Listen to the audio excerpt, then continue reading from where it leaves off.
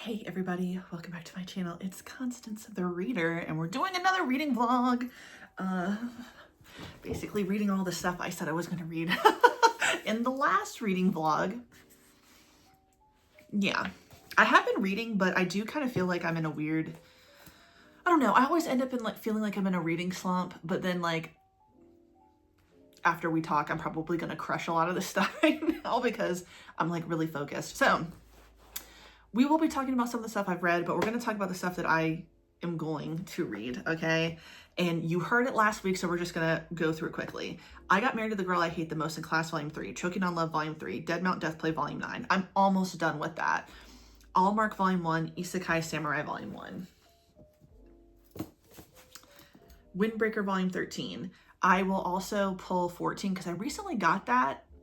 Didn't I? I think we already talked about it too, so I'll go back and look at my last haul video. I'm pretty sure we talked about volume 14 of Windbreaker. I'm behind now, and volume 15 comes out, or at least the most recent. That one might be, I don't know, but that one comes out in October, the first week of it.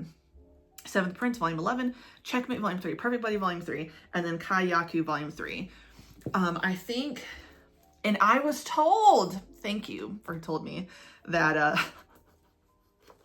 all my complaining, this is the fucking this is the fucking volume where we find out what the incident was. Sometimes even oh wow, okay, hold on. Now I haven't really gone through this one. I hate how sometimes they just make a smooth wiener. But okay, he's licking on ankles. He's yearning, but we got a few veins in here this time. Because I think that was the thing that was really throwing me off too. I know I said it a bajillion times that the blonde character's wiener looked like an Alaskan bullworm. Yes, I will put the photo up again. But we got a little bit more veiny definition, so that's exciting. But yes, all that complaining I did about what's the incident, and we're about to learn it. All I had to do was crack this bitch open and read it. What else is fucking new with me? I also will be, I don't know when, maybe next week. I am going to get my TBR, like my October TBR out to you guys, because I've got a lot of cool stuff that I want to read. A lot of people who gave me suggestions on my post a few weeks ago, I took those suggestions seriously. So I'm going to be reading almost pretty much, I think everything someone suggested to me, everything that everybody suggested, I will read. And then I have some other things I want to read.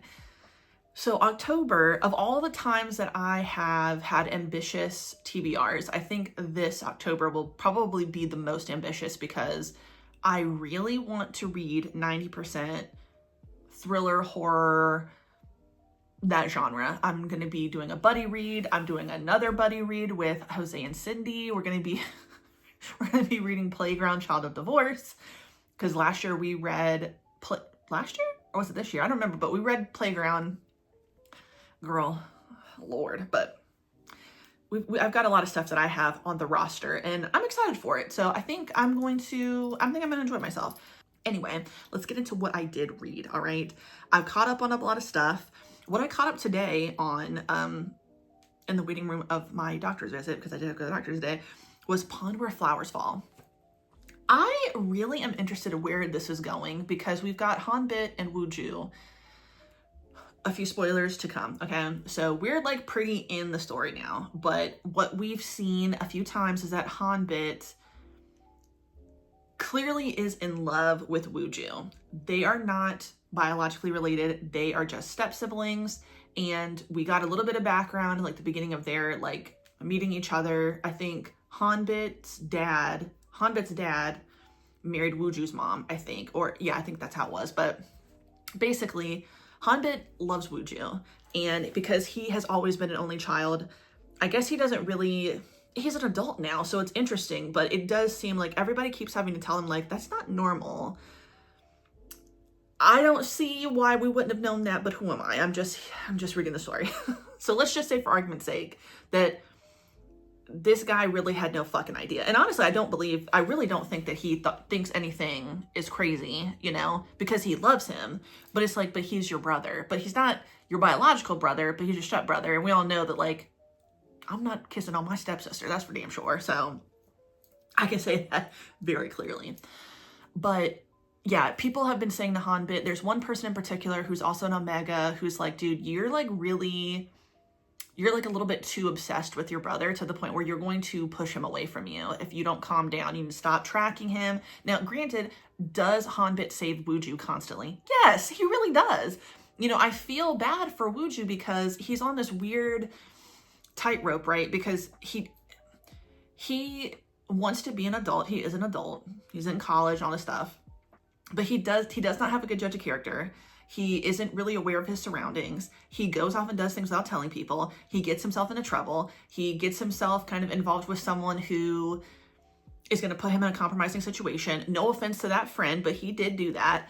And that is hard for Hanbit on this side, who keeps trying to explain to him, like, you need to be more careful. You need to be like more cognizant of what is going on, be more careful, blah, blah, blah. And Wooju doesn't do it. And then Hanbit has to save him. So it's like Hanbit, I guess, gets reaffirmed about like, see, I was right because he had to save Wooju. And Wooju then feels kind of embarrassed and like, oh my God, like why? Like he's never going to see me as an adult and blah, blah, blah. And like, I'm just getting babied by him. But it's like, it's a cycle where it's always going to be the same thing. So finally, Wooju sees that Hanbit put something like a tracking thing on Wooju's thing. And he confronts Hanbit and he's like, you need to take this off. And then he basically says, like, it's just kind of weird for you to be like this towards me. Yes. Yes. And then no, at the same time, like, ugh, I don't want it to seem like I'm defending a step-sibling situation. I only have one step-sibling. It is a woman, and while I do think that she's a lovely woman, I would not want to be in a relationship with her. So I can confidently say, like, I don't get it because I don't have those desires. With that being said, there is something fucking weird going on between them, and it's been like that the whole time. So, like, can I blame Hanbit for being confused, especially if, and I believe his character really has not seen anything wrong with what's going on, right? I think for him, he looks at it like, yeah, you're my, I don't know. It's like, it's so complicated because, like, he acknowledges that that's his brother. So, you know, that I'm not gonna be doing that. But I think he also looks at it like, well, you're not my biological brother. You know what I mean? Like, yeah, our parents are together. And yeah, we've grown up together, but you're not my brother biologically. I think that that's what's going on with him. Again, I'm not defending it. To a certain extent, obviously, they're not related. You know, they're not biologically related. So, But with all that being said, I do feel bad for Hanbit because he really does genuinely care about Wooju. It's just that he does not know how to turn off the obsessive aspect of it. And there is a part of me that actually really wants Hanbit to try being with someone else, because it seems like, I don't know if we've seen this before, but I don't think Hanbit's actually been with anybody. I think he maybe kind of like dealt with some people during his rut, but not that often. It's not like how we see in Your Wake, right? So I look at the situation like both of them are kind of not virgins, but like Hanbit clearly doesn't have any relationship experience, so he doesn't understand some of these things.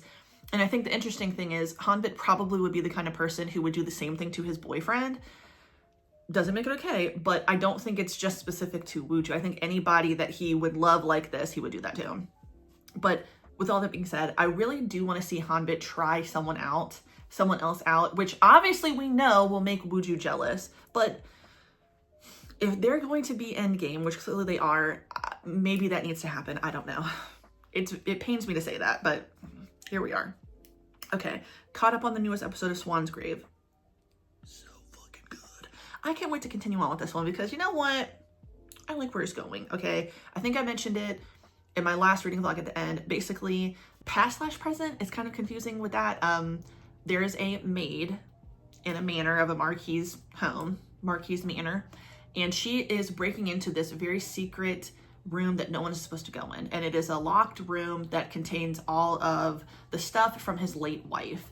And she believes that if she goes in here, she can find a key in the way to get back to her world. So I guess in the future, right? Whatever the time thing is. or simultaneously, I guess. So if you're thinking about it like villains who are destined to die, like she goes back in time. I mean, based on the period, but like not really because it's a game. This isn't a game, but moving on so I don't make it more complicated. Yeah, so she's breaking into the room that houses all the stuff from his late wife. This man is still yearning for that woman. He loves her down. He wants her back. And there's some things going on. Some little supernatural, you know, witches shit going on. And that's really cool. So what we end up seeing is that the maid and the wife, the late wife, look suspiciously the same. And as the story is going, so here comes the spoiler.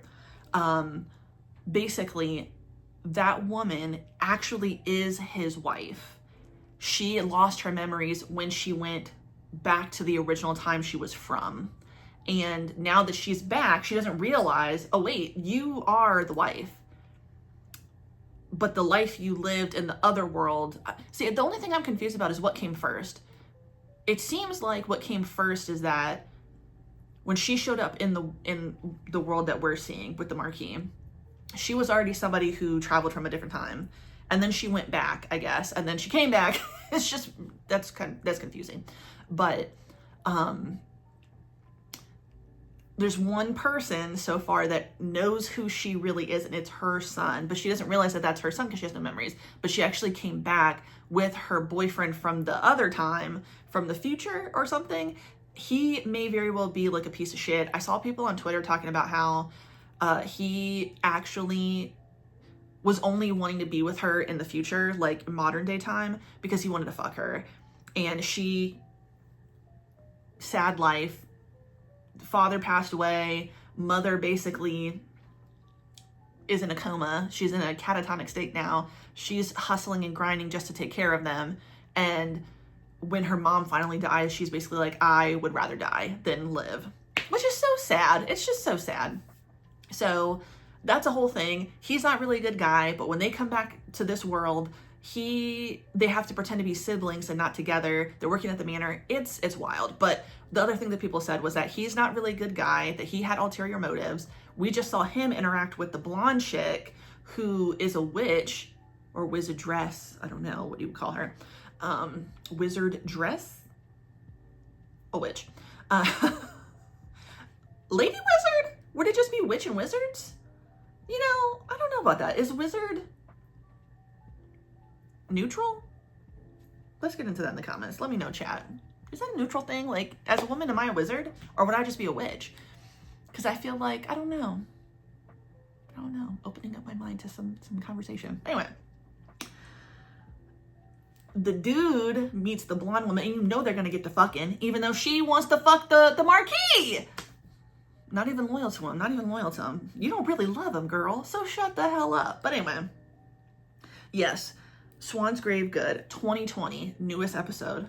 Oh, we had a time skip. That makes me sad.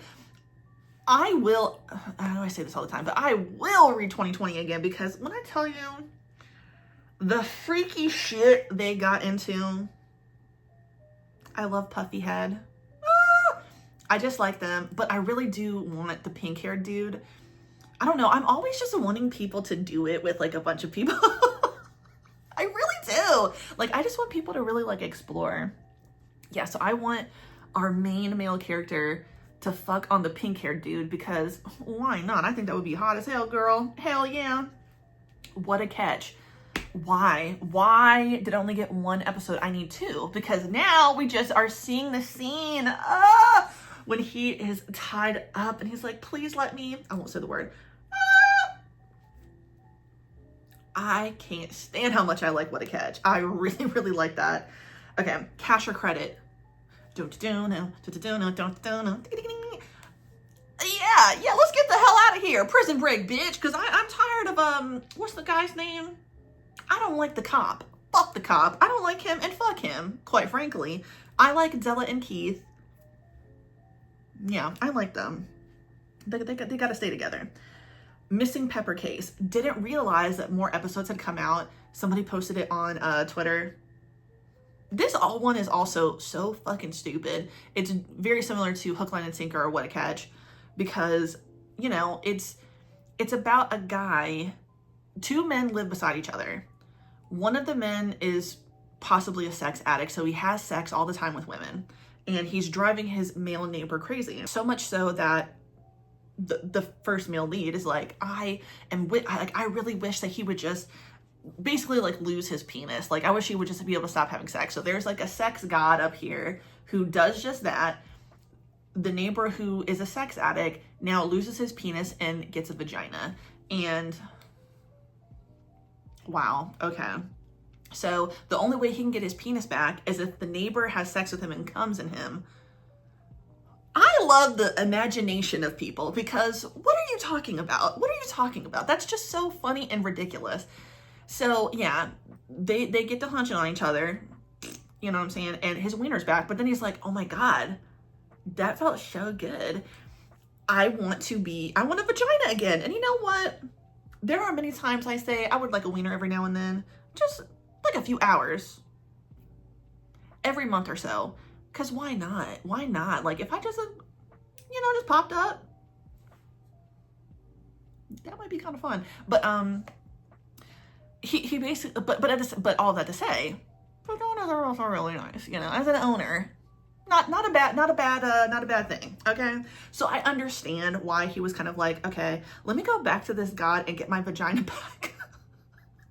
So he gets his vagina back and he says, okay, well now, neighbor, you're gonna fuck me, but you're gonna have to wear a condom because I'm not giving up this poom poom, okay? And he's not gonna give up the poom poom. So much so, here's a spoiler, now they're just gonna fuck raw in the butt because that doesn't count.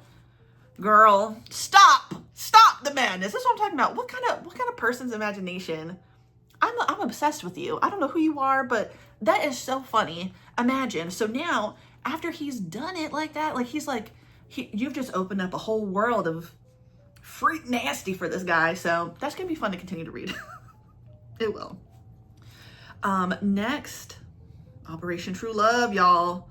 Lord have mercy, they got me all torn up.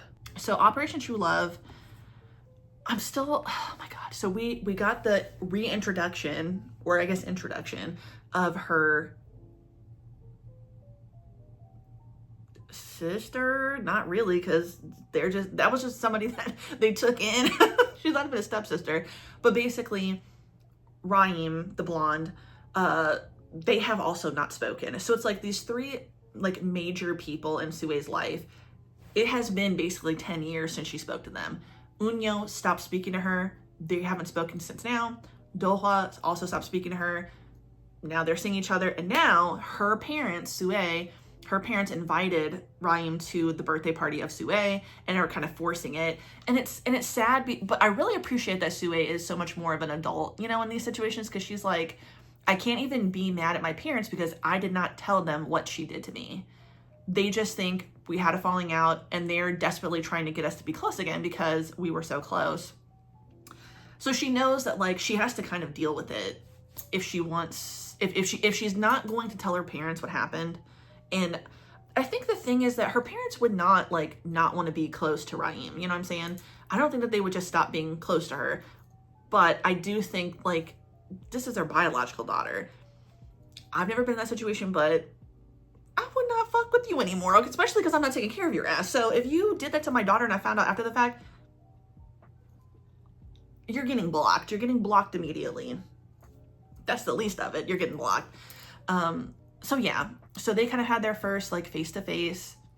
Sue does what needs to be done, okay? And she didn't even do anything crazy, but the thing is that like Sue just knows what to say, because for as evil and mean-spirited as Raim is and was, it's like I just don't think that she's just not a good person on the inside. So she doesn't really get where certain people are coming from. I don't know, but it's just too much sometimes. And I just feel so sorry for her because Sue, I mean. Now we have a forced proximity. I know that Unyo and Sue are going to be endgame. And if they're not endgame, it won't be Doha. I mean, it's clear. It's clear that he's not going to be the one who she ends up with, unfortunately. I still can't get over the way that people talk about him. So like I see people talking about him on Twitter and I'm like, oh my God, you would think that Dola was the one who was dating Sue, confessed his love for her, and then abandoned her for 10 years. I'm sorry, that's what Unyo did. Okay, so what exactly did Dola do that is so, like, why is there so much animosity toward him? I know these are all fictional people, but, like, I don't, if somebody who's read Operation True Love has an issue with Dola, let me know in the comments. Like, I want to know what you don't like about him. I really do. Like, I'm genuinely open to knowing that, because what I've seen online is really just people not having much of a reason.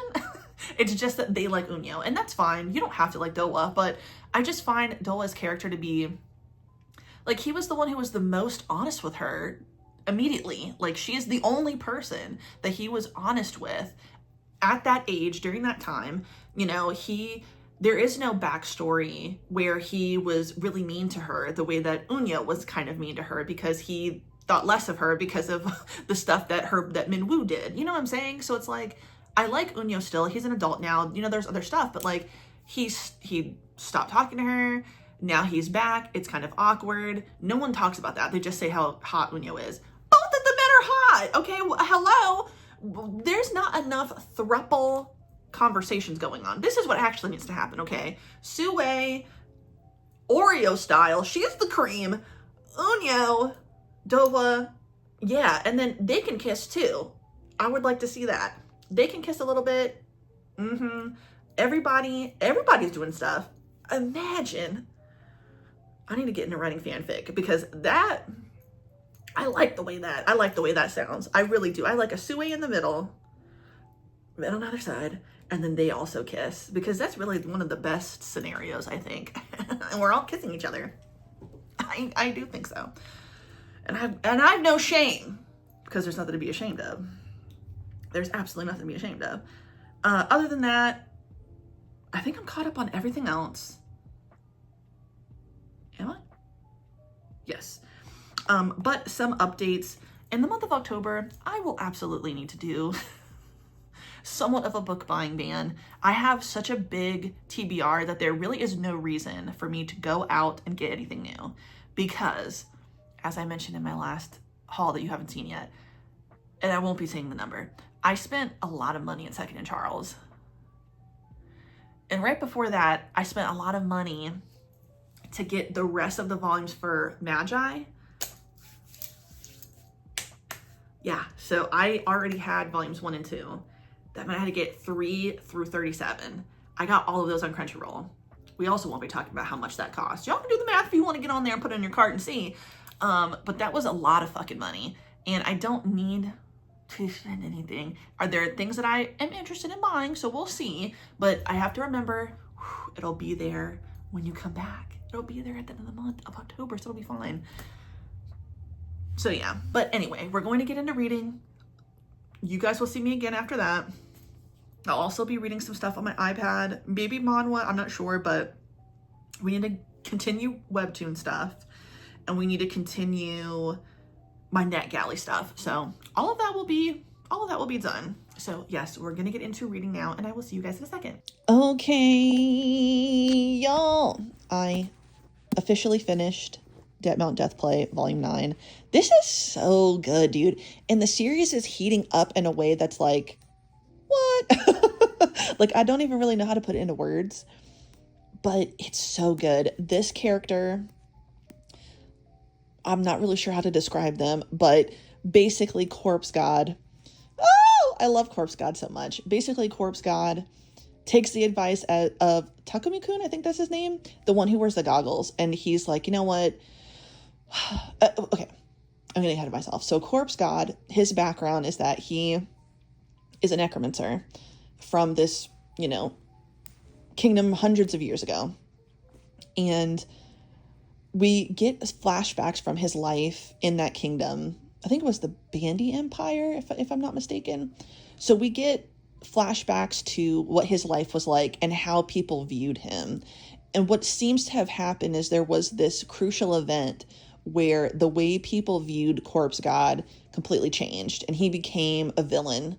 And I think due to the fact that he was a necromancer and some of the other things that were going on, I think some people kind of felt like, I don't know what to make of him. But they still kind of like accepted him. And then this turning point happened, which I won't give away, but basically someone very important ended up dying. And Corpse God was basically put to blame for that. And he felt like he could not protect certain people that he really loved and care about, to the point where he basically, put his arms up in the very first volume, right? And said, you know what, to the hero, take me out. But his plan was to basically transport to some other world, right? And then he ended up transporting into this body of someone who was literally just killed. And these last few volumes have been so intense and crazy, okay? We've gotten so much information about Corpse God, his past, what's going on right now, his relations to people in the present day where we see him, I guess, kind of reincarnated in a way. Not really reincarnated, because it's basically like his soul and essence is like teleported to this. And it's just so crazy. It's just so, and I mean that in a good way. Like, the story is just heating up in a way that is just so intense, and I love it. It's so good that I'm pretty sure that volume 13 is not the final volume. I'm not sure. I forgot to look at the back of it, and I have my iPad, so I don't know why I wouldn't. No. I'll just look at it when I get up to go to the bathroom. I'll look at the back of volume 13 and see if it's the last one. Okay, because if it's not, and I have to wait forever for volume 14 to keep the story going, I'm going to complain, okay? We know that about me. If there's one thing I will be doing, it is complaining until I get the thing that I want. And if I never do, then I will never shut the hell up, and I'm sorry for it, but I can't help it. When I lack something and I want it to continue, I can't keep my mouth shut. And Dead Mount Deathplay is good. Okay, so if you have been like on the fence about wanting to read Dead Mount Deathplay, I'm definitely going to sit here and say it's worth a read. I love where the story is going. Sure, there's some things that we still don't get like an explanation on, but like, I don't care, like, I don't care about that. I don't care that we really don't get what or who Lemmings is. We don't understand the troublemakers. Like, there were already troublemakers in this world before we saw Corpse God and the bastard children of Sabermond. You know what I mean? Like, there were already fucking weird people going on around here, so that's really interesting, and I do want to know about them. But if I never find out, I don't care. We're learning a little bit more about Fire-Breathing Bug, who I think is a really interesting character. I guess, like, Fire-Breathing Bug seems kind of morally gray in a way. Definitely not a hero, not a villain, But yes, this is good. I will be continuing on. I did what I said I was going to do, though. I read the 9 volumes, because at the time I thought this was only 9 volumes. Because that's all I owned, and apparently that's all in my mind. I finished it in September, so I did accomplish something. Kudos to me. Now, I'm not even done with this volume, y'all. Volume 3 of Choking on Love. Have sex right now, okay? I had to pause it, because I was like, you know what? I got thoughts right now. And let's talk about that. Have sex, please, okay? I'm not trying to push her, but here's the thing. Choking on Love, they're college students, okay? I don't expect young people, when we're reading, the shoujo that's like high school, I don't care. I mean, have a nice kiss, a wholesome kiss. That is perfectly acceptable, and I like that, okay? Also, leave it there. Don't be like freaking Waiting for Spring, and the fucking 20-something-year-old is sleeping with the person who's in high school. Bitch! And then they fuck. Girl, don't do that, because he's still in high school. These two are in college, and while I understand that she is a virgin and she has never had a boyfriend, oh my God, I will say, hold fast to that if that's something that matters to you. Obviously, virginity is a social construct, so it's like no one's taking anything from you. Sex is something that you should take very seriously, but it's not that fucking serious. You know what I mean? But again, that's not to take anything away from some people, because I know some people care about that. I don't think that it's really that big of a deal. But her being so like, I mean, we were all there, so it's really hard for me. And I guess my circumstances are so different, because I started dating Devin when we were a lot younger. Like, I don't have any friends who also were high school sweethearts and had the same dynamic that we had. Like, Devin moved in with me before we graduated high school.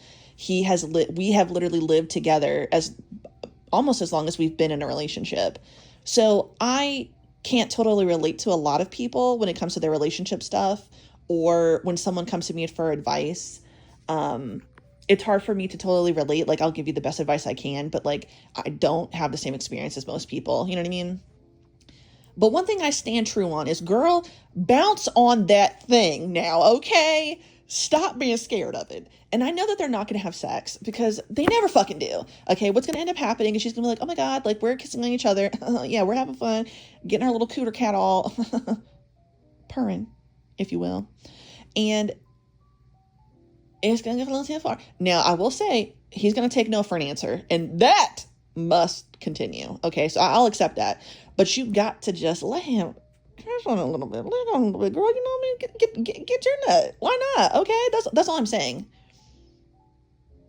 You don't have to go all the way, but at least let him. Yeah. I think you know what I'm trying to say, okay? I think you know. And I am really inclined to say it. Because why not? But I'm going to keep it somewhat PG, even though I really just said all those things that I said, and it is what it is. But I want them to do it, and unfortunately, I know that they won't, because this is only volume 3. Okay, they're not gonna bone. Now, if they bone, you will be hearing from me immediately. Okay, as soon as I read that panel. But I bet you by the time I'm finished with this volume, they will not have sex. So even though this is something that you will see after the fact, we're going to bet on it, okay? So right now, I'm betting, and you can bet too, we'll see who wins, they won't fuck by the end of this volume. I want them to. I certainly want him to. I feel like he's an eater in the best way, and he's going to, hopefully, but I think he's an eater. And if he could just kind of open up her world and her eyes, yeah, I am pro that. So I know that's not going to happen either, because I have a feeling she's also going to be one of those people who's like, oh my God, don't look down there. Just let him eat the damn thing. But anyway, see, I'm rambling. But yeah, so we will come back. If you see me before I'm done, that means they did it, which I don't think will happen. But you will probably be seeing me when it's over, and they will not have done it. What are we betting? Just to say who had the right guess, because I don't have anything to offer y'all, but we're going to see. We will see. So let's see what ends up happening. This is your time. Put your bets in now, y'all. Are they doing it or are they not doing it? Let's see. And there you have it. I finished the volume, and they did not knock boots. And to be honest, so basically, and this is a little bit of a spoiler. So they're killing on each other, you know, they're getting together. And then he's like, oh, I don't have any condoms. Perfect opportunity to eat her poom poom, okay? Make out for a few hours. I don't know. Rub each other over the fucking pants or something. Girl, like, what the hell? No creativity whatsoever. But I'm going to be honest with you. Even if they had a condom, they wouldn't have fucked. Let's be fucking real. Even if he had a fully unopened box of condoms right beside him, or it fell down from the heavens, she's sitting here like, I thought I might disappoint her. Girl, you know you weren't going to have sex. You know. And this is not me being judgmental. This is just me saying, like, girl, allow yourself. Because maybe that would make her stop being so fucking self-conscious. And so, like that's always, like, I love this story. And I do like Hibari. I do like her. But her being so self-conscious, this is like a reoccurring thing issue I have with some shoujo, is that I just want a confident female lead, you know, who, and I feel as though I found that in My Dress Up Darling. Here's the thing. Marin in My Dress Up Darling, they're in like junior high, I would say, right? She's so like confident in herself. She has her own little insecurities. She has her own little things, but more than anything, she loves herself. She knows who she is. And she's just such an endearing character, you know? And I love all the female characters in My Dress Up Darling. It's just like them being a little self-conscious. It's just something about it. It doesn't translate the same as like how it is with other female characters I read sometimes in shoujo. It's like it reminds me of my own experience being younger. So I think that's why I really like My Dress Up Darling and characters like Marin more than I like characters like Habari. I like her and I would want to be her friend, but she and her female friend, oh my God, we've all been there. We've liked a guy, you know, we wanted to, I don't really know the confessing of the feelings is like a big thing in America, versus in other countries, especially when we're reading it in manga or you're seeing in K-dramas. Like, I think that there are more people who will just have an unrequited crush in America than actually tell someone that they really like them. And I can't speak for all young girls and women, but I do feel like young girls and women are more accustomed to keeping our feelings to ourselves when we like someone. And that's just my opinion.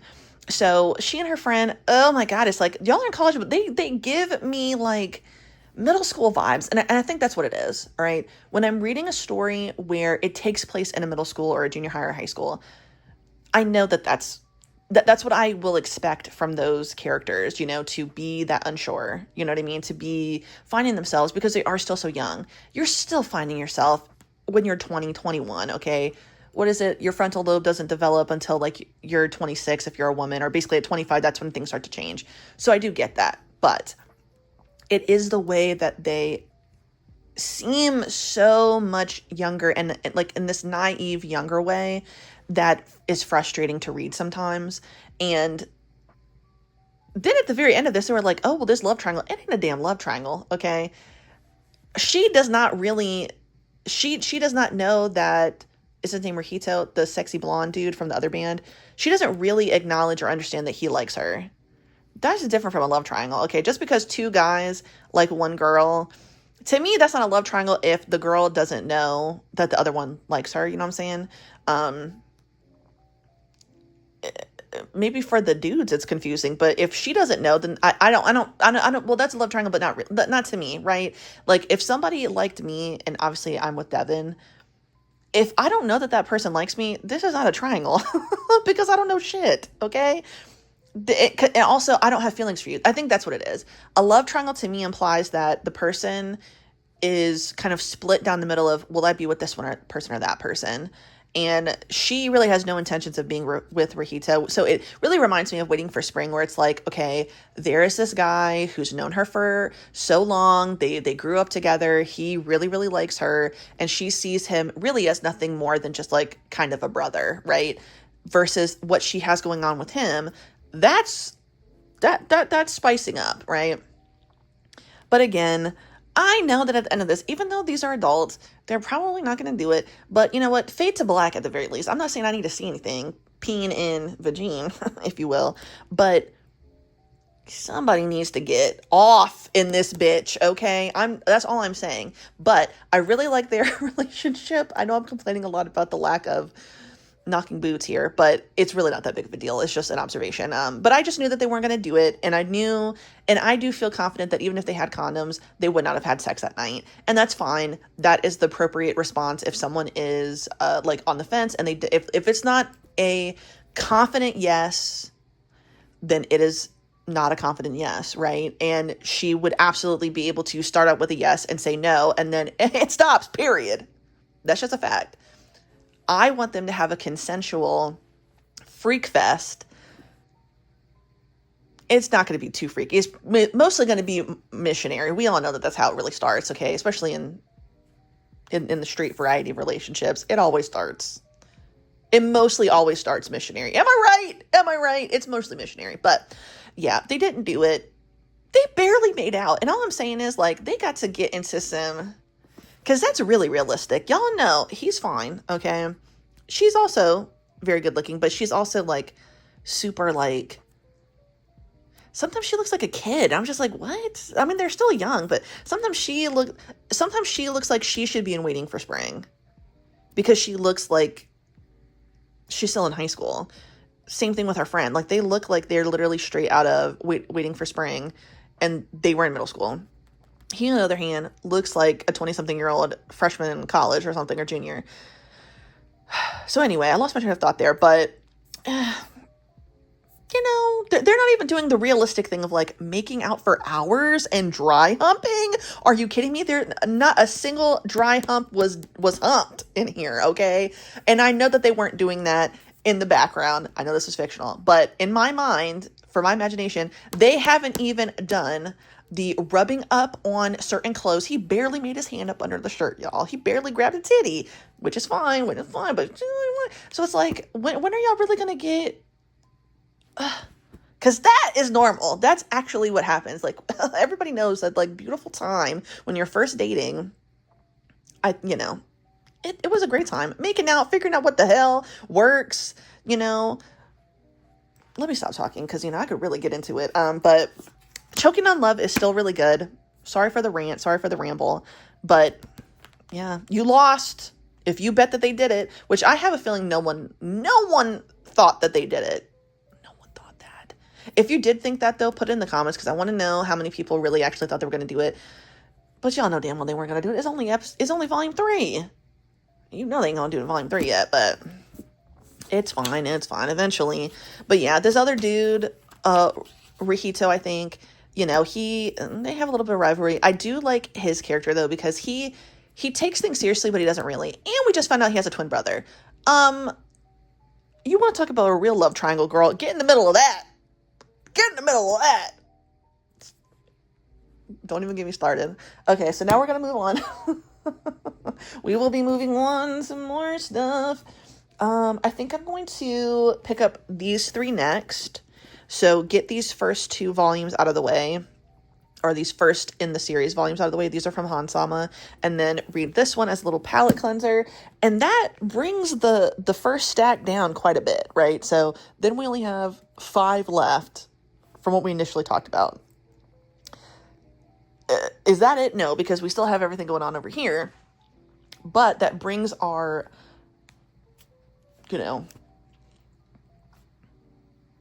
pile, it brings our pile down considerably. So eventually, we will get this done. And my hope is, even though I just did that recap video where I'm like, okay, I did like 32, obviously I'm going to exceed that. My hope is that I can read all of this before the month is over. So I really, really, really have to lock in on that because I have not been doing a good job, but I will. I know that at the very least, I want to like half these, right? So 1, 2, 3, 4, 5, 6, 7, 8, 9, 10, 11, 12, 13, 14, 15, 16, 17, 18, 19, 20. If I could at least read 10, doesn't matter, 5 from either pile or just a total of 10, I would be really happy with that before September is over. So that is what I want to shoot for with this vlog. It's actually Friday, so it's kind of a weird time for me to be starting a vlog. Usually I start them on Sunday or Monday, but we're going to see where we go with this. But yeah, we're going to see if we can knock out 10. I think October 1st is on Wednesday, something like that. So let's see. We're really going to spend this vlog whittling down these 2 piles. We got this. Okay, so just finished the next 3. All bangers, dude. All fucking bangers. Okay, so I got married to the girl I hate most in class. I genuinely love the series. I'm really glad that I got the first volume in my Hansama box many months ago, which makes like reading the next 2, like, god damn it. Hansama just knows where it's at because like I haven't really received many volumes that I didn't end up liking. Like I have definitely more than a handful of things that I was introduced to in the Hansama box that I'm just like, I have to continue that series. And this is one of them. I got married to the girl I hate most in class. Almost forgot how the second volume ended, but this opens up basically right where we left off on the second volume. The whole point of this series is these 2 young people. You don't really ever see, I think his name is Saito. So she is Akane, but Saito is this young guy. And basically their backstory is both of their grandparents are like influential people, and they make a deal with Akane and Saito, basically saying like, you guys have to get married. And I don't know if they have to do it for like a year first or something, but basically they convince them to go along with it, or else they won't get something that they were promised or whatever. So we know from the very beginning that the reason why Saito is going to do it is because he wants to inherit his grandfather's company. we do learn in the second volume what Akane wants, but I forgot. So I'm going to have to reread the second volume because I don't remember.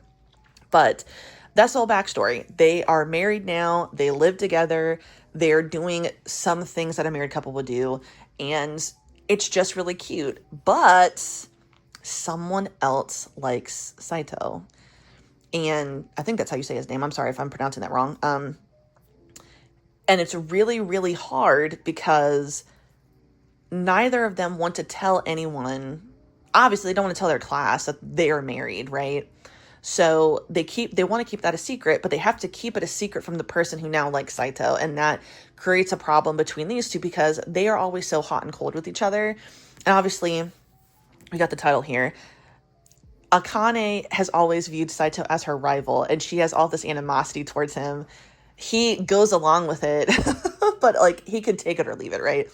And I think that that's really cute. But obviously, now that they are married to each other, there is this, okay, we actually now have to spend time with each other. Now we have to know each other. And then we all know how it's going to end, right? We all know that they're going to fall for each other. But this is just so good. I will continue on with the series. It is so fantastic. I really do recommend it. And it's so funny. It is so funny. These two are so hilarious. Akane is so funny. I love her best friend. I don't really know how I feel about Saito's like cousin. I think that's who she is. But she is there and she's okay too. Just so good. Okay. Hallmark. Now, when I first started this, I didn't know if I was going to like it, but halfway through, I knew, I will be continuing on with this series. This is so good. And I know it will be even better the longer I get into it. Yes, it's giving a little Harry Potter-ish, you know what I'm saying? Then we gotta go to a magical school. But Allmark's background is he is from the North, and he is the son of a pretty legendary mercenary. And from a young age, his dad has kind of known that Allmark probably won't end up like him as the leader of these mercenaries, right? And when he's given the, I don't want to say opportunity for Allmark to get into like being a mage a few years down the line, he takes this person up on the offer because he's like, I just know that even, it doesn't matter how strong he gets, he's not meant to be on the battlefield, right? So after a ton of like battles and tragedy and pain and violence, Allmark is finally old enough to start making his way from the north to the south to this magical academy. It takes him so long to get there. So he's older than when the person who makes the offer to have him come in and be in the school, like, told him he's like 2 years past the age. But honestly, I know that this will be really, really good. He is definitely going to be more than just, he's going to be more than what his father thinks he will be, right? Which I think is really, really just going to be really interesting. I don't know, like this is really good. And I definitely will be continuing on with the series. And then Isekai Samurai, I will also be continuing on with this. This is so good. It's very funny. Oh man, when I was reading this, what is the name of that? Okay. When I was reading this, and I bet I don't have this shit on my iPad. Do I have Goodreads on my iPad? Let me see. It reminded me of, okay, girl. It reminded me of something. It was by the same mangaka as Spy Family, but they did the other story. It's not the same technically, right? Because the stories are very different. Oh shit, it's not here. Wait, am I wrong? Was it not from him? I could have swore it was. Hold on now.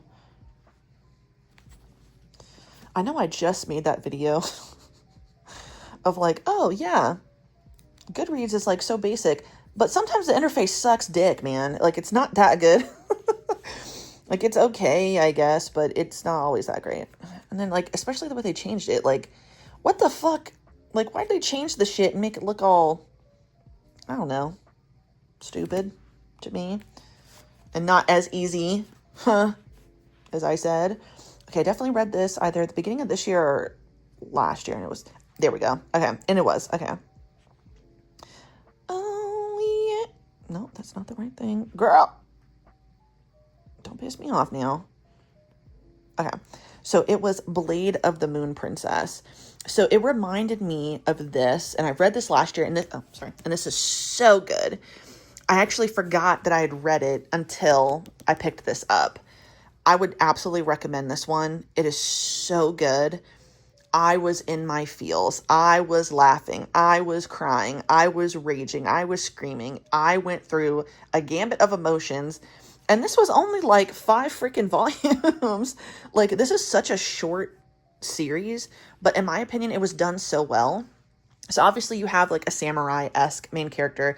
This, though, is more futuristic versus this one. But I'm in love with this. Basically, our main female character, who I did not even realize she was a girl at first. I guess I should have based off the outfit, but I mean, I wasn't really paying attention.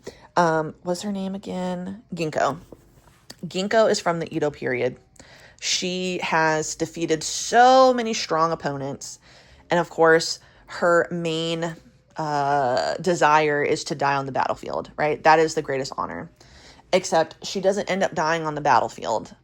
And it totally fucks her up because she's like, what more is there to my life? So she devotes herself to Buddhism. And when she asks, when she's praying, she's like, I want to go to a place that basically that's going to be a challenge for her. And it's so funny the moment that like Buddha actually says, okay, snap my fingers. So cool. So she ends up basically in a fantasy world, dragons, orcs, think Lord of the Rings girl. And she is loving every second of it because she is extremely powerful, okay? People can't defeat her from the time period that she's in, okay? She's fucking people up in this one that she's isekai'd into, okay? She is such a badass. And so she is now going to possibly become one of the new heroes in this era. But it seems like the heroes are already kind of well established. And I wonder if what we'll end up finding out is that the heroes are kind of like almost a part of a guild. And there's going to be an expectation that she joins the guild as well. I'm just here for the ride because I know that this is going to be really, really good. So all 3 of these, fantastic. I will be continuing on with these. I don't know if the second volumes are already out. I don't think this one is because I definitely got this. I think I got these 2 the most recent. But we'll be carrying on with these. These are good. I would definitely recommend. I don't know if I Got Married to the Girl I Hate Most in Class is for everybody, but if you liked I Want to Do Bad Things with You, I Want a Gal Gamer Girl to Praise Me, wait, is it Gal Gamer or is it Gamer Girl? I don't even know now. And I just saw it on my Goodreads, so there you have it. Or I don't know, Pink and Habanero, like if you like stuff like that, although I actually would take Pink and Habanero off the list because this one has more like, I feel like gaffs or whatever, if that's the right word, like really, oh girl, you see my pinky in the, let me move that now. This one is so much more like over the top comedic. And that's what I like. I like the way they're drawn. They're just so ridiculous. The banter that she has with Saito is just so funny. But yeah, so if you like something, and honestly, even though it's still more like over the top than I Want to Do Bad Things with You, if you like that, I think you would like this too. It's really, really cute. I wonder if this will also be like 10 volumes or so, because I'm not really sure how you end this. Like, do you end it where they both just reveal their feelings for each other and they go on to stay married? We've already had our first, like, ooh, someone might be coming in the middle. But the difference, though, is that person was never going to really have a chance with him due to certain circumstances.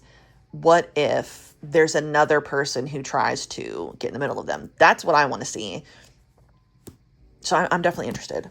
All right, so girl, look at us. We're doing really good. So I've read 6 so far. I guess 5. No, wait. Dude, I'm not good with that's definitely not 6. That's 5. Idiot. Girl, get it together. So basically, I know I was basically halfway done with this. So I've read 4 so far as I've sat here. Now we're going to move on. You know what? I think I want to read these two next. I think that that's a good idea because, oh man, Kayaku is the shortest. It kind of would go in this order, I think, of like shortest to longest, like in terms of thickness, right? That's what it looks like. It looks like Seventh Prince is a little bit bigger than Windbreaker. So these will come last, and I will get that finished hopefully tonight. Like, I want to finish the rest of these 5 tonight, but these I want to read next. My only fear, and actually I won't be doing that. I'm not going to read these next because if I like either of them, I know that they're both done, and I will find them on, I don't know, 70s Webtoon. I think both of these are either on like Manta or something. I know they're completed on an app that I'm paying for.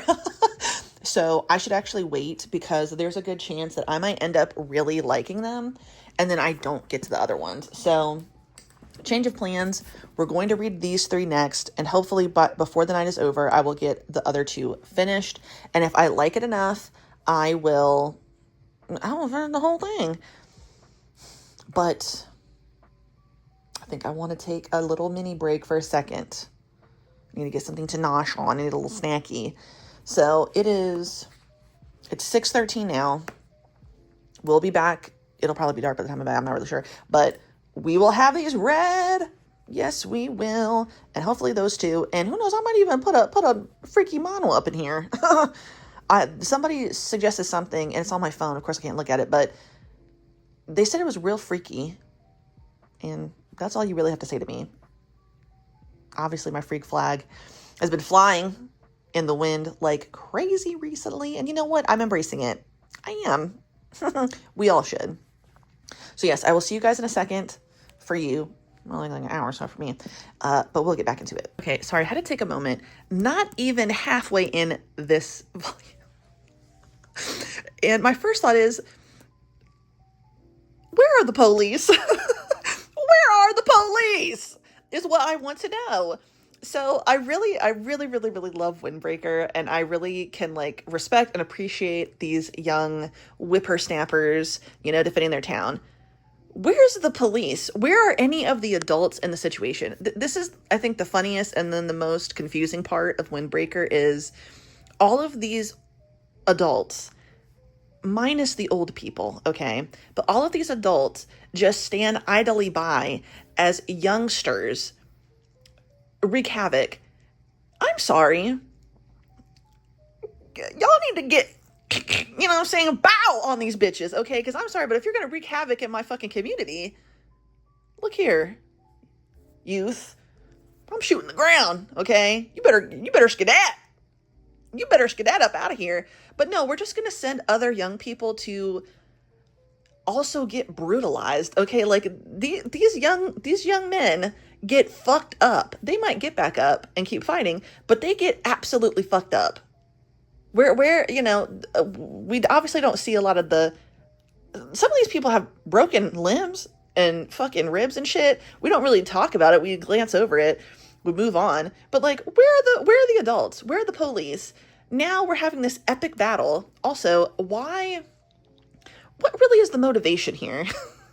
Some of these young people, I don't know. This is unemployed behavior because get a job, I guess. I don't know. Do something else other than, hey, I want this to be a lawless town where we just terrorize the elderly and have like nonstop fights.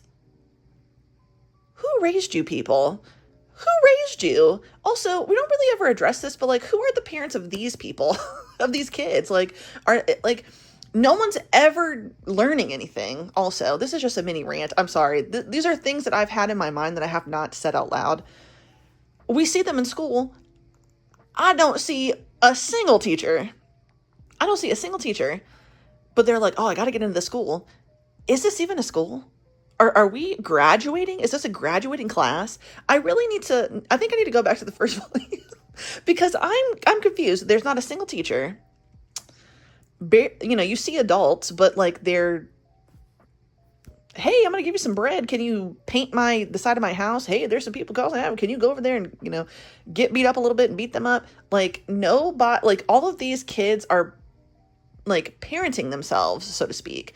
And they are doing a good job, mind you. Like, this is no nasty, like, feelings towards these young guys, like, really, and soccer has come so far. I wish that we could get more, and I hope that we do eventually get more background on him, but I guess in a way it doesn't really matter. Like, we don't need to know his background to root for him. We know that something tragic clearly happened, but I guess the story is more, and I could be wrong, it could change in a few volumes from now, but I think this is more about his journey growing up and moving forward and trusting people, and less about, like, we touch on his past a little bit, but it's nowhere near as much as, like, you would have seen in some other story. But yeah, I can't get over the fact that they're planning this fucking citywide epic battle with this other group of young dudes who are just lawless. Okay, no respect for anybody. They're obviously going to get checked, though, because we know that that's what's going to happen. They got to check their ass, because every single person who gets checked in Windbreaker always ends up being like, I'm so sorry, I'm going to change my ways. So we already know what's going to happen, but that's not the point. Okay, what's going on with the youth in this place? Okay, they've got a lot of pent up anger. Nobody has a parent, and I really want to delve into that. I may have missed something. Okay, this 13th volume, dude. Like, I've been reading it for a while, but if somebody has an answer before I figure it out, let me know. Not a single parent for these young men. Okay, he lives alone. How does he afford that? He doesn't have a job. Like, that's the other thing. I gotta suspend a lot of belief, when I'm reading this sometimes. But yeah, they're about to fucking go fucking crazy in this community. And, this other group, like, Endo and I can't remember the other dude's name. Like, they used to be a part of, like, what is now Beauforin, but, like, the chaos side of it. And they want to bring Beauforin, essentially get rid of it and bring it back to the way it used to be. Why? As someone who has never been in a fight, maybe I can kind of understand, like, the rush. But damn, can't we, channel our feelings into something different? Somebody get into poetry. Somebody arts and crafts, scrapbooking. We have a few children, here planting things.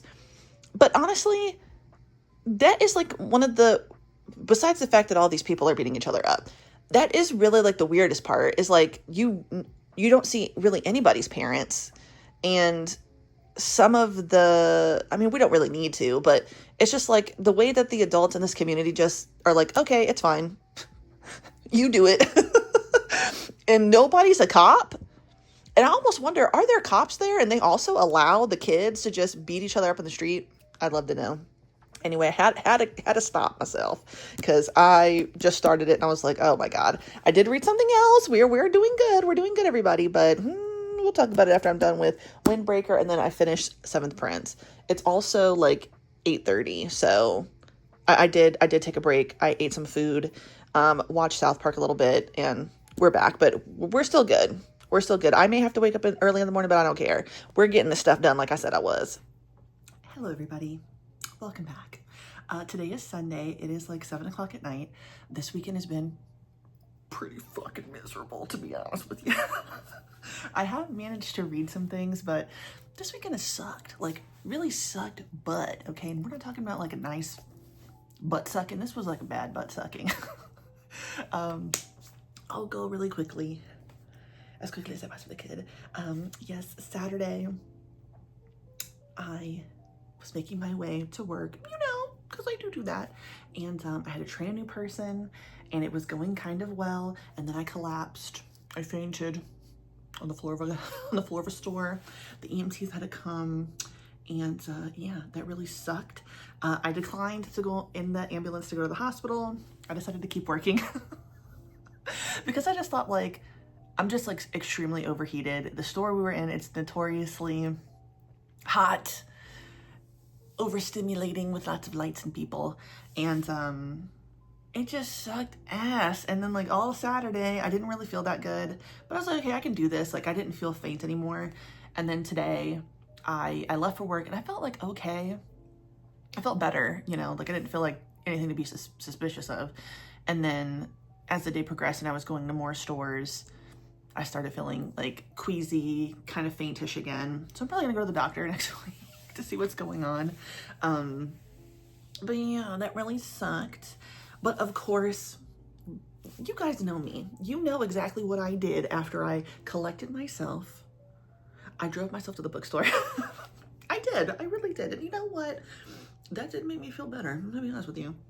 So Saturday, I got quite a bit, and today I got quite a bit, but we're gonna talk about what I got today because I just think it's gonna be fun. It's lighthearted, and I don't think I'm gonna be reading all this stuff for Halloween, but I got a lot of stuff. Well, not a lot of stuff. I got a decent amount of things that they would be nice to like dabble in. You never know. Okay, so I did get some manga. I don't know why, but I've been on the fence about getting this, even though I know I could read it online, like almost everything I buy. But for whatever reason, I just felt like, you know what, maybe I do want to get into this. And I got Cherry Blossoms After Winter, volumes 1 and 2. Now, I don't know how long this actually is. I don't know if 2 is the last one, but I assume this will be online to read if there's more, and there's like another volume is supposed to be out, but it's not like published yet. So I got these. I'm really excited. I feel like I've heard people talk about this series and they really, really like it. I'm pretty sure this is kind of mostly green flags, but I don't know for sure. We're gonna see together though. You know that. You know that. Next, I was really excited about getting Kindergarten Wars Volume 2. I really liked the first volume. It was really fun. I did have the opportunity to get this in my Haunts on the box, but I was just at Barnes & Noble and thought, let me just get it now. And then I'm pretty sure, I'm gonna have to double check when I get in my office. I think I just got volumes 1 and 2 of this series used. So when I saw the third volume, I was like, I'll just get the third volume. If not, then I'll get 1 and 2 later. But I got I Cannot Reach You, Volume 3. Very exciting. So the other things I got, which I think this book in particular will get read in the month of October for like a spooky situation. And it is Carmilla? The dark sapphic romance that inspired Dracula by Sheridan Le Fanu. It seems pretty short, right? So let's see, I didn't even check how many pages this was. So we've got 150 there. So it's less than 200 pages. So I feel like this could definitely be something that I could finish. So we'll read the back. Predating Dracula by 26 years, Carmilla is the original vampire story steeped in sexual tension and gothic romance. I like sexual tension. In a lonely castle deep in the forest, Laura leads a solitary life with only her ailing father for company, until one moonlit night, a carriage arrives bearing an unexpected guest, the beautiful Carmilla. So begins a feverish friendship between Laura and her mysterious companion, but as Carmilla becomes increasingly strange and volatile, Laura finds herself tormented by nightmares and growing weaker by the day. It looks really good if you ask me. Yeah. So I don't know why, but it seems like, for as bright as it probably seems, it seems like very dark in here. And then, so these were like cover buys basically, but I did read the back, I think, of both of these and thought, oh, that looks good. So this, I think everybody can agree, this would be like a really good one to get into just based off the cover. And it's called Moonflow Bitter Corella. That looks really good, very colorful. Obviously I would get into that. And then Cuckoo, I never know how to pronounce that, by Gretchen Felker Martin. This is the same author who wrote Manhunt, a book I said I was gonna read like many years ago. But this one looked really, really cool. So, something evil is buried deep in the desert, and once your body wears your skin. In the summer of '95, 7 queer kids abandoned by their parents at a remote conversion camp came face to face with it. They survived, but at Camp Resolution, everybody leaves a different person. 16 years later, only the scarred and broken survivors of that terrible summer can put an end to the horror before it's too late. The fate of the world depends on it. I feel like that sounds really, really good. So I definitely can't wait to get into that one. Obviously, this is now the new bag that I bring everything in with me to work, and I only read one thing in it, of course. Got the comb and everything, because, you know, I do my hair and makeup in the car. because it just takes me so damn long to get out of the house, to get out the door a lot of the time. So I made that executive decision to start doing it in the car, and it's going decently. I mean, I think you can say it's passable. So what I did read, I won't show you everything I brought because it's just gonna be repeating myself. So I got I Don't Know Which Is Love, Volume 1. I also brought Volume 2 and 3 with me. So I think I got suggested I Don't Know Which Is Love on Amazon or something, and it is like a Yuri GL, more adult. It's about a woman who is like in her first year of college. She is determined to date women because when she was in high school, her best friend, whom she had a really big crush on, they had like made a pact or something, and the day of graduation, the friend basically said like, oh my God, I got a boyfriend, can you believe it? Because she never got the opportunity to tell her friend how she felt. And as soon as her friend like told her that, she was like, I can't fucking stand this shit. So she's like, that's it, I'm not dealing with this again. But when she gets to college, she's like, you know what, I really want to be more open, and I want to get a girlfriend, and I want to experience like what this thing that I really wanted. So she's in college, and she is just, the women love her, okay? The women absolutely love her. She's got her dorm mate, random chick in the class, her professor. That one is pretty freaky. A bunch of other girls just fall in love with her, and basically the first volume is just kind of setting us up to meet every single girl who is a potential love interest. But I'm wondering if this will eventually turn out to be kind of like, oh man, I can't remember the name off the top of my head. It's like something goes to an all women's brothel or something like that. Is it a Kane or is it Asuma? I can't remember. I'll put the picture up. But I read that like a year or so ago, maybe 2 years ago. That one was really good. But the whole point was that she was in love with her best friend. They kind of grew apart, and then she starts going to like a brothel and to test out like these girls. But then I think she, if I remember correctly, her friend also works there, and she's trying to find her way to her friend by getting pretty freaky. And the friend is here.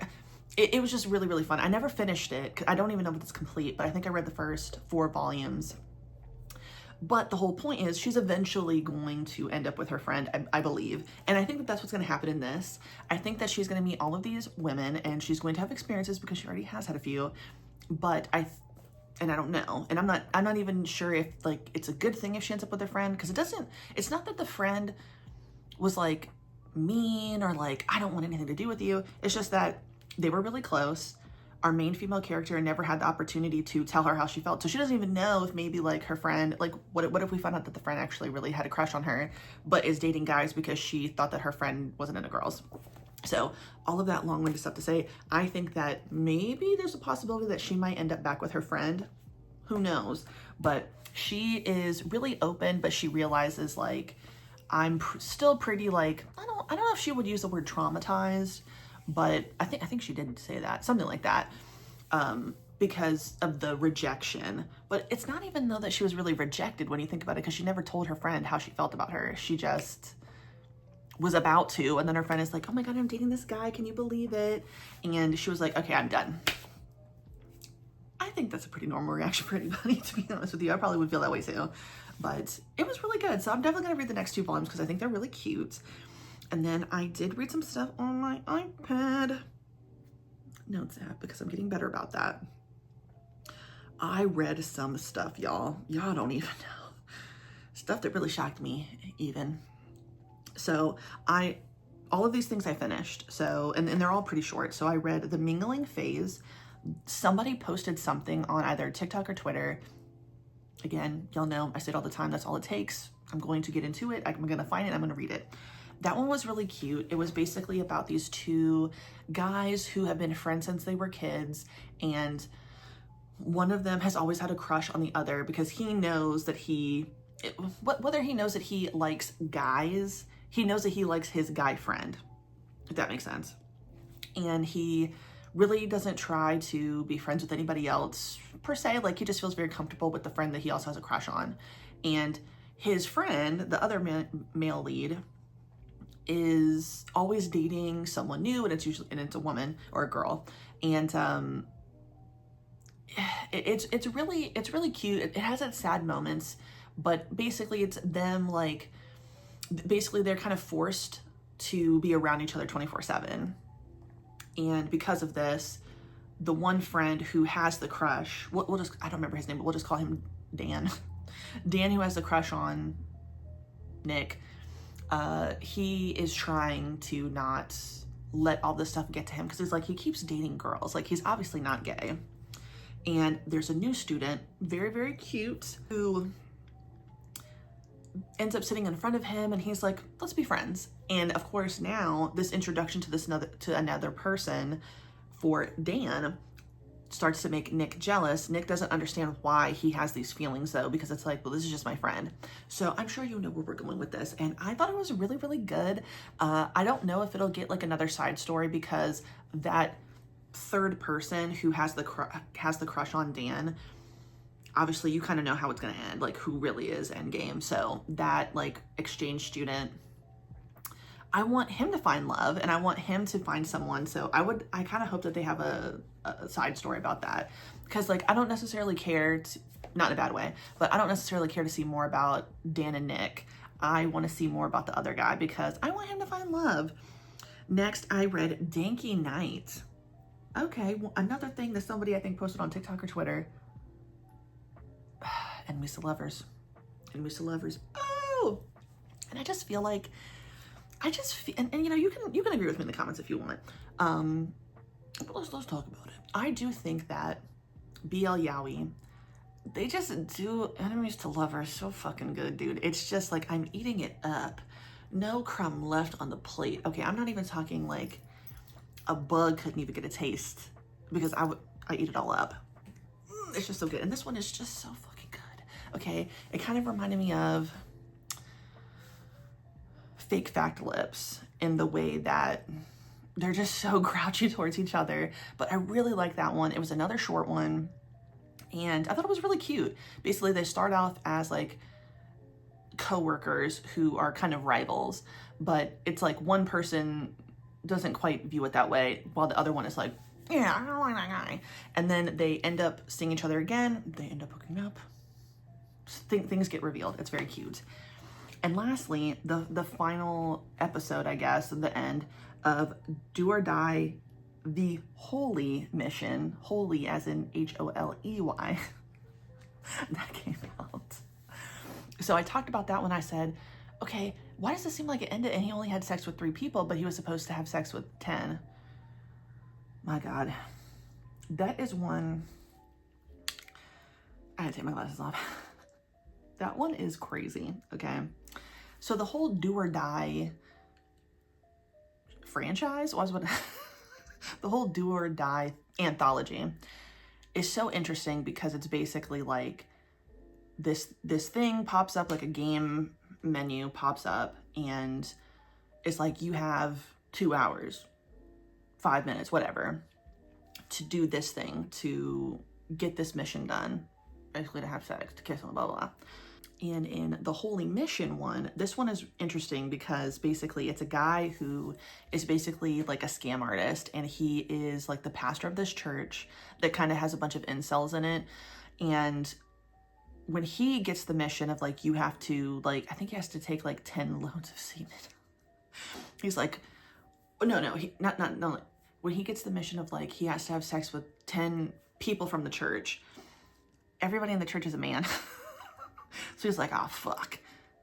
What the fuck am I supposed to do now? So of course, he comes up with a scheme of like, hey, I'm picking these people in particular, and I'm going to have them do X, Y, and Z, and we're going to keep it like this so I don't die. First 2, wacky, crazy, wild. Okay. The third one is somebody who's in the church, who's like literally like, what are they called? Like a parishioner? You know, not the pastor, but like the step down or whatever. God in heaven. I was sitting in my car, because obviously that's where I was reading it, and I was shocked. I was, there's been some things I've read and I was like, that's shocking.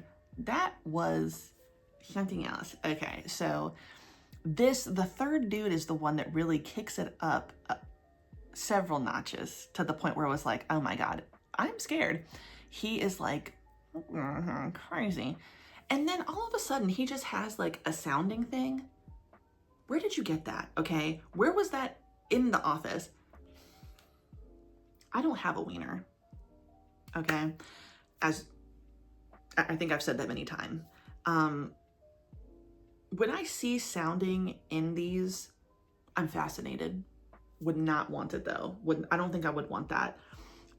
In this case, of all the times I've seen a sounding scene, most of the time, okay, I will say this because there's been a few times where it wasn't the gentlest. Leave it like that. This one was the least gentle, okay, that I've seen so far that I can remember. This one made me clench my thighs, okay? That made me clench my thighs a bit because I said, oh my God, you've never used this before and you're just shoving it in there. And then of course it gets stuck. I'm sorry, but what the fuck? And that left me speechless. Why would you introduce something that you've never used before? Oh, well, I mean, I guess it makes sense because the whole point is like, his whole scheme is, let me like pretend like this is to expel the demons from people. So the guy is like, okay, I'm gonna make sure that that demon doesn't get you, sir. Get in there. Jesus. And then he's like, he lifts him up. Sorry, I'm giving all this away. If you don't want to know, skip. He lifts him up as they do, opens the door to the rest of the people in the church. We're talking peener out with the thing in there, girl. And he's like, behold, everyone, our pastor, our savior, like we are working so hard to get these demons out, and he is working tirelessly for the church. All the while, this man's getting gorked, okay, with the thing is when it's weighing. And then everybody's like, oh my gosh, thank you, this is so great. Let's get a piece of that. Because then when he takes the thing out, he squirts. And these people are like, the holy water. And that's what I actually think would happen in a situation like that, honestly, for someone who's in a cult. Because what do you mean you just squirted on my fucking friend? And then holy water. And I'm talking these men who have not been sleeping with women, doesn't seem like, who may not have partners, if you will, just go fucking buck wild with the spirit of the Lord, okay? So we're talking armpits getting fondled, nipples, two at one time, mouth, ear, hands. I mean, what the fuck? And now he's just so addicted to ween that, you know, the last scene, he's like behind the pulpit, no pants on, with a thing up his ass, vibrating. And it's like, what the fuck? And he's like, okay, everybody, we're gonna go into the ritual room. So he's just fully having orgies now. I'm out of breath. It was a lot. Mentally, I don't know where I am anymore, but that was shocking. That one was shocking. And now I'm trying to think back, what are some other really shocking ones? After I just said, yeah, Holy Mission, if you want to watch something that is just unbelievably psychotic in terms of that. Yeah, Holy Mission, Do or Die Holy Mission. If you want to watch something that's just freaky, okay? Just real freaky, nasty. Of all the ones in the anthology, that is probably the worst and best one. Best being the most freaky. I'm just giving y'all the information. So yeah, so it, like I said, it's what time is it? It's like 8 o'clock now, so it's time to eat. I'm not really feeling well, so I am going to read a little bit, but I might not talk to you guys until tomorrow, because I really don't, I still feel queasy. I am starting to feel a little lightheaded, but it's also hot in the house, which is weird. It's always really cold here, or in the house. So yeah, I don't feel that good. So we're going to end it now, okay, just for today. And then we'll get back and hopefully I will have read some more. The next things that I want to read which I already pulled up, are Checkmate and Perfect Buddy, or XXX Buddy. So I'm maybe going to sit down and read those and like really see if I can finish them all, and that would be nice. But yeah, I will see you guys later. See you tomorrow, and yeah. Welcome back, everybody. Okay, so it's time to end this current vlog so I can start on the October one that's like specifically for reading horror and thriller stuff. So I wanted to do a quick wrap up. I'm feeling a little bit better. I got my antibiotics. The nausea is subsiding for the most part. It comes and goes. The antibiotics seem to be working, so congrats to me. That's fun. But I caught up on Jinx.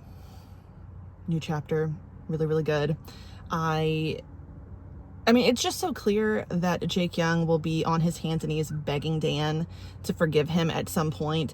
If not on his hands and knees, I mean, we know he is going to be working very hard to win him over again, which is what we want to see. Okay, what else did I read? I read Jinx. Oh, so Swallow You Whole. In the last episode, we met the young woman who's kind of like the head of the house right now, while the dad or the grandpa or whatever is suffering, like he has dementia or something like that. So she is acting as the head of the household now. But what we've seen like in season 1 is that that lawyer was the one who was like kind of in charge. It seems like he wants to, it's not usurp. I don't think it's usurping if you're not a part of the family, but he wants to be the one who's calling the shots, basically. That's why when he sees the young girl come back and he's like, oh shit, he can't control the situations that much anymore, right? So he's the one who basically gets the priests or whatever, or people of the family, to try to do some type of, I don't know, I'm about to say seance, some type of spell shit, to get Lord Mugo out. But because there's 3 different Lord Mugos, there is the one that's like the teacher. That's the one that seems to be the personality that most of the family deals with, and they like him. He's the reasonable one. He's the one who is most likely, it seems, to eat the sacrifice and give them a wish. I think he's the one that seems to, I don't think he's the one that's the most in control per se, but he's the one that's easiest to get along with, I guess is a better way to say it. Then you have the monster. He really, really eats on them, I think, but he is like the mentality of like a kid, basically. And then you have the Lord Mugo that we've been like seeing interact with the sacrifice. I'm sorry, I can't remember his name, but he is the one who seems to have fallen for the sacrifice and wants to change things. And I don't remember if we saw this or not, but I think he was the original, like there's 3, I don't want to say personalities, but we'll just say personalities within this one snake god. And when we get flashbacks, we know that like he was a human who was turned into this. I think like he himself was a sacrifice to the snake god to become the vessel for it, and that way the family could control the situation and then get the wishes. So most of the time they don't like dealing with him, I think, because he's the one who probably has the most resentment and the most reason to not want to follow along with the family and do what they want. So when they do the spell, it doesn't go well, and that's when we see the acting head, the woman, be like, look, to the lawyer, stop, okay? I don't care what you think is right. I know what's right. And basically the plan, it sounds like, is that they're going to just kill the sacrifice. They're not going to do anything with Lord Mugo, try to bargain with him. They are going to take it into their own hands, but they need to be strategic about it, and they also need to make it seem like an accident. And it's like, on one hand, the lawyer was kind of trying to do that, but he just wasn't successful. But I don't think, because he's not a part of the family, he's just like a dude who works for them. But yes, that was a very nice little like thing we found out. Oh, that's exciting. I can't wait to see where this story goes. Season 2 seems like it's going to be that much more exciting. And lastly, the thing I caught up on was A Crown of Thorns. My God. Okay, so this is definitely going to have spoilers, which was everything I already said. A Crown of Thorns, I don't think anything good will ever happen to our main character who's the stepdad. I think that he is never going to I don't think anything good will happen to him, and unfortunately I think for anything good to happen to him, it's going to have to be like a brainwashing situation where he is brainwashed to think that this is what is best for him when it's not. It's like, it's not consensual. It's going to be him basically like broken down and just accepting it, and basically accepting this, I don't want to say accepting, but accepting this abusive dynamic relationship. I don't know what you would call it. So what did I say last time? Okay, the stepson was looking at some fucking photo album where the stepdad is wrapped up in some red rope, girl, nipple clamps, I don't know, cock ring and everything. And I said, well, now how the hell does he have a picture like that? It's either he took that picture and is now looking at it fondly, or his biological father was the one who took it. And we found out that that is the dynamic. So we got a little bit of background finally on the dynamic between the stepdad and the biological dad of the stepson. I don't remember what his name is, the dad, and I can't for the life remember the stepdad's name, but Sung Woo is the son.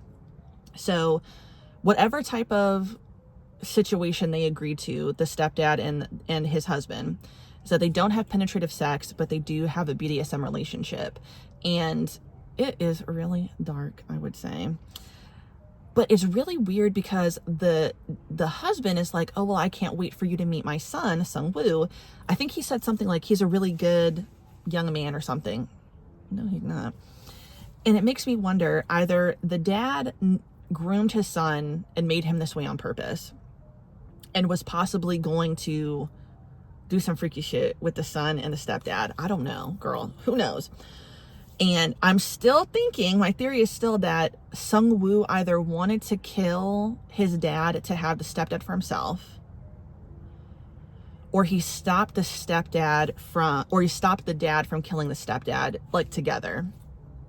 What's really going to happen? I would love to know. I'm very, very excited about the story, although there's no way, I don't think anything good will happen for the stepdad. If I already said that, I can't remember. I think that he is just either going to, I think he's going to live, unfortunately, in this situation after everything he's endured. But I think if it ends the way I think it might end, which I'm not even sure it's going to end anytime soon, but I think that he's just going to be so broken by the son that he's just going to accept this dynamic. So it kind of reminds me of Placebo, where the dynamic between the two, I think they're stepbrothers. The stepbrother did like, oh, to this guy, and then they basically just in a relationship. My God. They got some new side stories for that too now. But A Crown of Thorns, I just feel so fucking bad for the stepdad. You know, it's awful because Sung Woo knows that his stepdad had a BDSM relationship with his father. And to him, everything that he's doing to the stepdad and allowing to happen, you know, all these other men who are assaulting him, he is sitting here being like, well, I know you like this. Double whammy of abuse to me, right? One was consensual, one is not. Girl, no.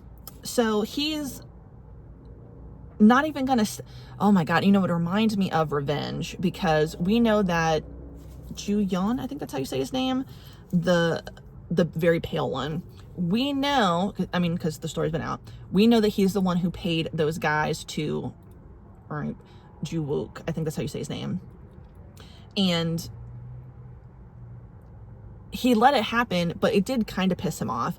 And I think that that's kind of like what's going to happen with Sung Woo, is that he is letting this happen, and he's even provoking it to a certain extent. He's letting other people do things to his stepdad, assault him, and he's justifying it, which is just sad. So this is why, like, I really just can't see a future for the stepdad where he is okay in this situation, sadly. But yeah, getting that little background about the biological father, the husband and the stepdad, and seeing their background, it's like, oh, yeah, I'm just so sad for him. It's just such a bad dynamic, and it's just so unfair. I just feel so sorry for him. Okay, moving on. What else do I say? Yeah, I mean, Crown of Thorns, it's just so sad. Like, I can't believe that he's enduring all of this, and it's just not even going to get any better. Like, nothing good will ever happen to him. That's very depressing. Very depressing. But as I said before, y'all need to check trigger warnings for Crown of Thorns if you're interested in reading that. It is nothing positive. I'm sorry. But I really want to see if the stepdad is ever going to be able to get out of this situation. But yes, so that's pretty much all I've read. I did start Ong Ong again. So that's the like novel of hard-boiled love. It's been nice to revisit the story. I do constantly want to reread Hard-Boiled Love, but it's been nice to read it this way because there's some more things, girl, that they didn't necessarily put like their first encounter. They don't necessarily put that in the first few chapters of the manhwa. I think it's a little bit more tame. But that's okay. It's interesting to read it. But if I hadn't read Hard-Boiled Love first, I feel really confident that I could say, like, the artist of Hard-Boiled Love, I think they did a really good job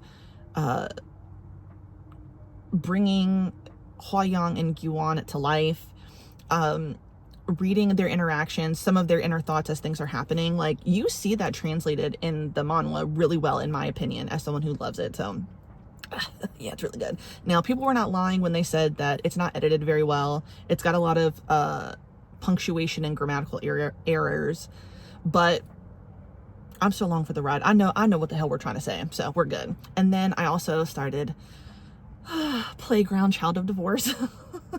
So I'm reading this as like a little book club with Jose and Cindy. Hi, you guys. I think I made it to 13% last night. For someone who's suffering from nausea because of some type of, stomach bug, probably not the smartest thing to read when I feel like I was this close to throwing up. The author of Playground does a really good job of just being absolutely fucking disgusting. Geraldine, the lack of hygiene for Geraldine is frightening.